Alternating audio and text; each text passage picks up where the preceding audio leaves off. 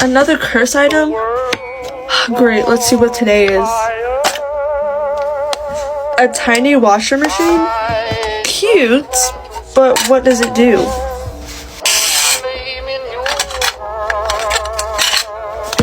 It gives me money? I'm gonna be rich. Let's go shopping. Your total today is $270. Okay, I got it. Here's $500. Keep the change. Okay. Besties, put y'all's most expensive clothes on. We're going to the best restaurant in town. Gordon Ramsay's?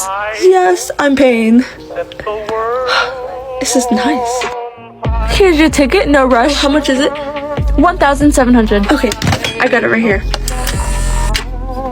Bestie, that's a penny. Hold on. Never trust a cursed item.